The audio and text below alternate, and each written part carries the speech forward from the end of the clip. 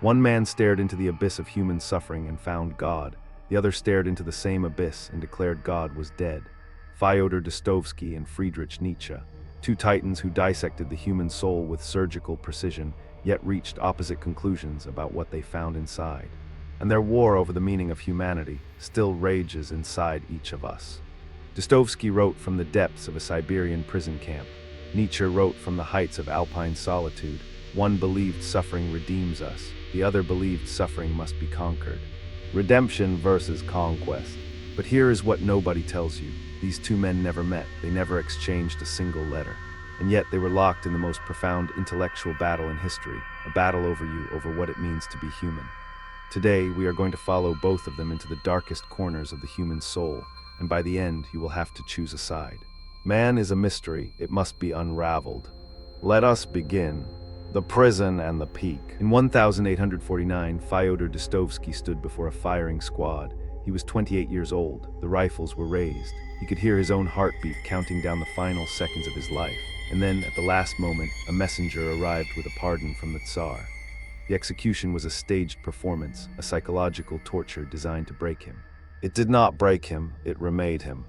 Dostoevsky was sent to a Siberian labor camp for 4 years. He lived among murderers, thieves, and the most desperate men in Russia. And there, chained to the worst of humanity, he discovered something extraordinary. He saw that even the most broken human being carried a spark of the divine. The soul is healed by being with children. Meanwhile, thousands of miles away, a young Friedrich Nietzsche was growing up in a house of grief.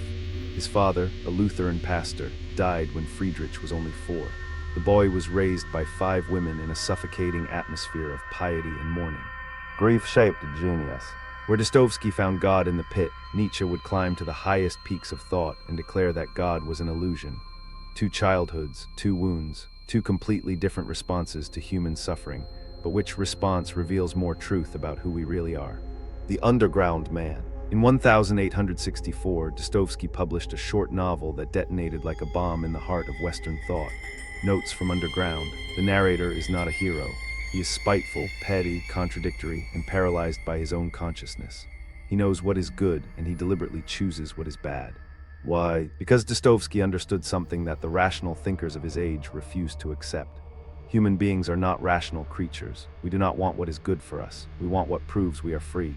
The underground man says it plainly.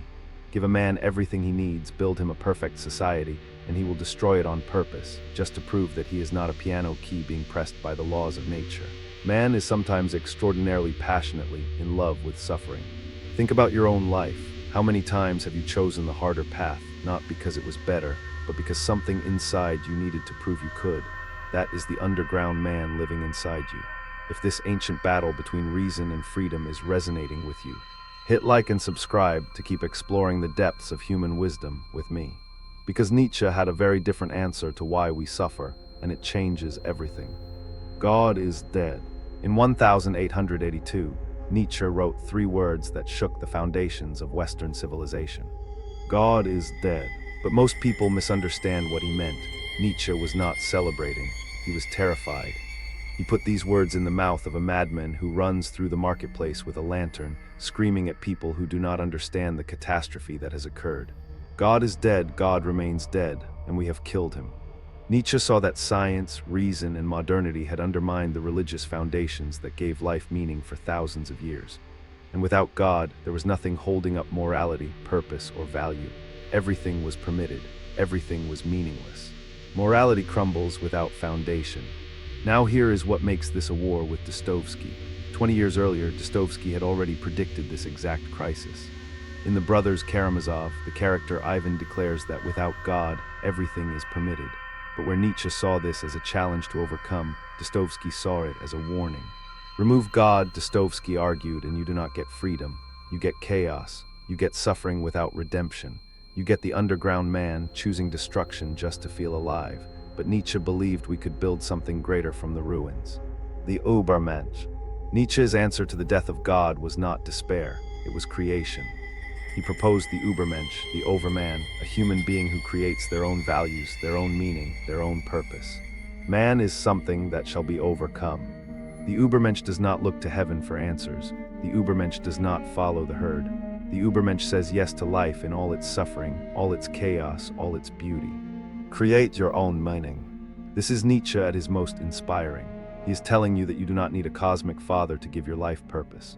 You are capable of becoming the author of your own existence. But Dostoevsky had already anticipated this idea, and he saw its darkest potential. In Crime and Punishment, the character Raskolnikov believes he is an extraordinary man above ordinary morality.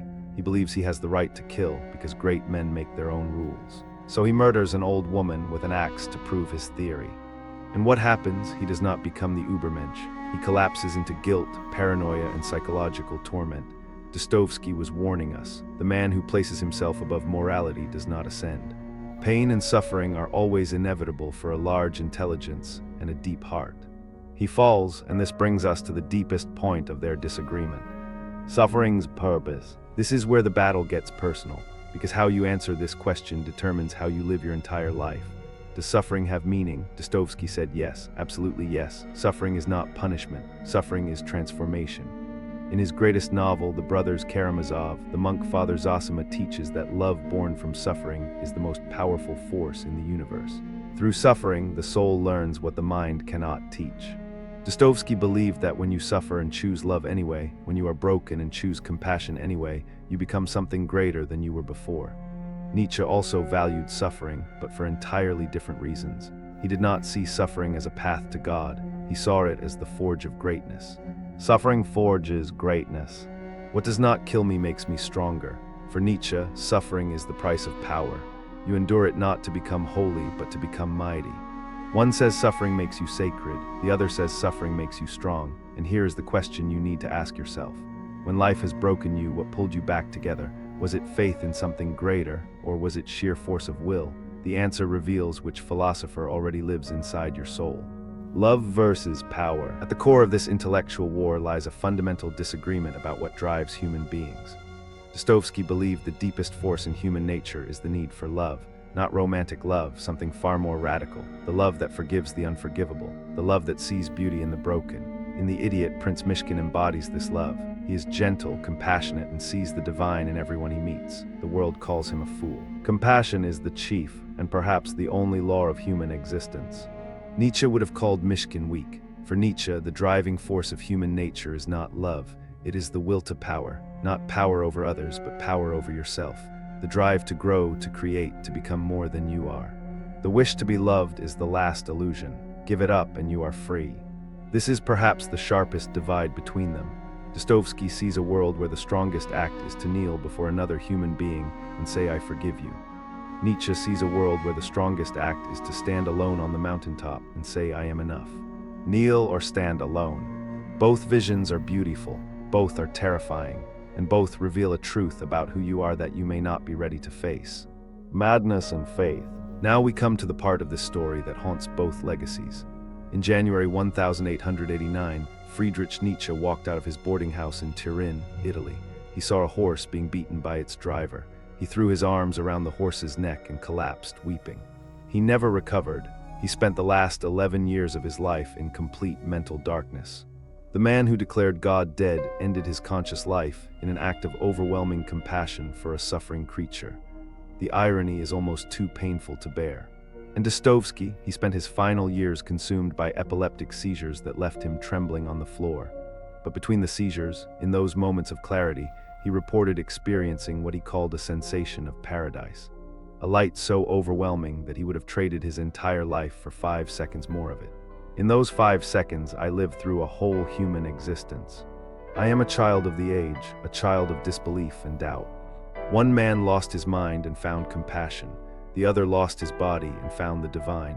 Their endings did not prove who was right, but they revealed something devastating about the price of staring too deeply into the human soul. The Grand Inquisitor. Before we reach the verdict, there is one scene from Dostoevsky that Nietzsche himself would have admired. The Grand Inquisitor. In The Brothers Karamazov, Ivan tells a story. Jesus returns to Earth during the Spanish Inquisition. The Grand Inquisitor arrests him and delivers a devastating monologue. He tells Jesus that humanity does not want freedom. Freedom is too heavy. Freedom is terrifying. Burden. People want bread, miracles, and authority. They want to be told what to do. They want to surrender their freedom in exchange for comfort. Freedom is humanity's greatest burden. And here is where the two thinkers almost meet.